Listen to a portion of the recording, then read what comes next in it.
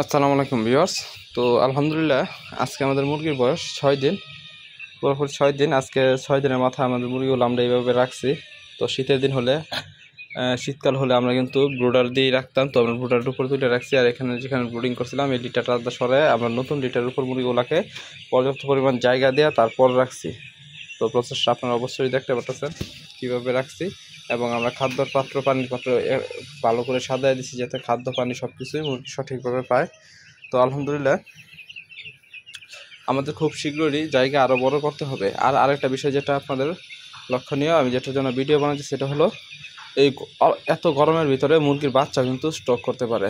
তো আপনারা খুব সাবধান যাতে এরকম পর্যায়ে আপনারা ফিরে না যান। তো এরকম পর্যায়ে যাওয়ার আগে আপনারা একটু সতর্ক থাকবেন। তো এখন আমি আমার মুরগিগুলা দেখেন সবগুলাই মোটামুটি হাঁ করে দম ছাড়তেছে, তার মানে সবগুলার প্রচণ্ড গরম লাগতেছে, গরমে আছে।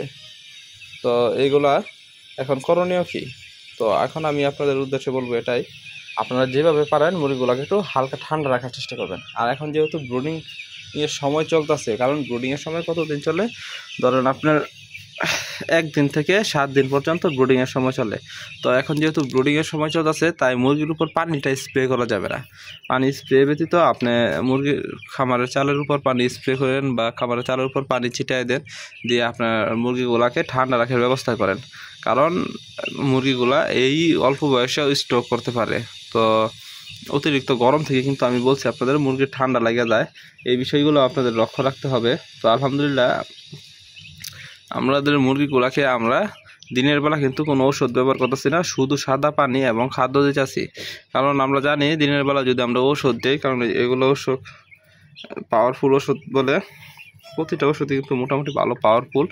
আর দিনে গরমের মাঝে ওষুধ কাজ করবে না, তাই আমরা রাতে ওষুধ ব্যবহার করি এবং দিনের বেলা ঠান্ডা সাদা পানি দিই, শুধু সাদা পানি দিয়ে থাকি। তো সাদা পানি দেওয়ার ফলে কিন্তু মুরগিগুলো আলহামদুলিল্লাহ সবগুলো সুস্থ আছে, একটা মুরগিও কাটে নাই, সবগুলোই ভালো আছে।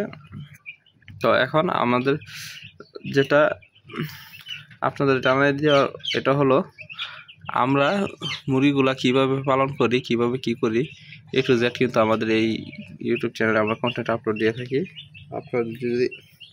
আপনাদের যদি ভালো লাগে থাকে তাহলে অবশ্যই চ্যানেলটা সাবস্ক্রাইব করবেন এবং আমাদের পাশে থাকবেন। তো আলহামদুলিল্লাহ দেখতে পাচ্ছেন আজকে আমাদের মুরগির 6 দিন পার হয়ে গেছে, একটা মুরগিও কাটে নাই। আসলে ব্রুডিংয়ের সময় কিন্তু মুরগি কাটে, এটা আপনারা জানেন। তারপরে কিন্তু আমরা কাজী বা নারিশ ভালো কোম্পানির কোনো বাচ্চা নেই, আমরা কিন্তু একটু লো কোয়ালিটির প্যারাগন কোম্পানির বাচ্চা দিছে। তো প্যারাগন হওয়ার ফলেও কিন্তু আমাদের বাচ্চাগুলো আলহামদুলিল্লাহ সুস্থ আছে, ভালো আছে। তারপরেও দেখতে পাচ্ছেন। আর আমরা খুব শীঘ্রই একটা বড় খামার নেওয়ার চিন্তা ভাবনা আছে। একজন ভাই আমাকে কমেন্ট করছিল, ভাই আপনার তো মুরগি পালার এক্সপিরিয়েন্স অনেক, তো আপনি বড় খামার নিচ্ছেন না কেন? আমি ওনার উদ্দেশ্যে বলতে চাই যে খুব শীঘ্রই আমাদের একটা বড় খামার নেওয়ার চিন্তা ভাবনা আছে।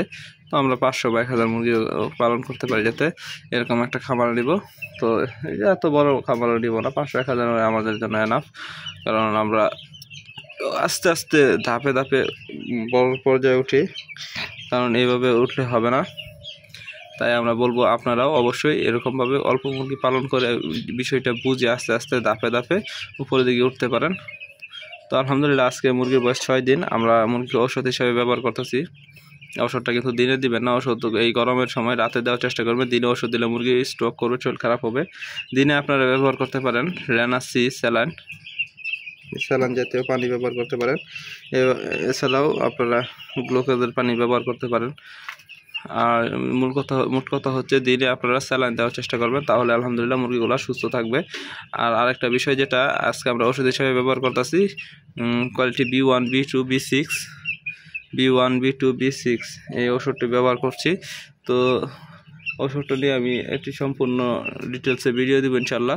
আপনারা আমাদের যারা এই ওষুধ সম্পর্কে গুণাগুণ বিষয়গুলো জানতে পারে নাই, তাহলে অবশ্যই চ্যানেলটা সাবস্ক্রাইব করে রাখবেন। আজকে ভিডিও এই পর্যন্ত। সকলে ভালো থাকবেন, সুস্থ থাকবেন এবং আমাদের জন্য দোয়া করবেন। আসসালামু আলাইকুম।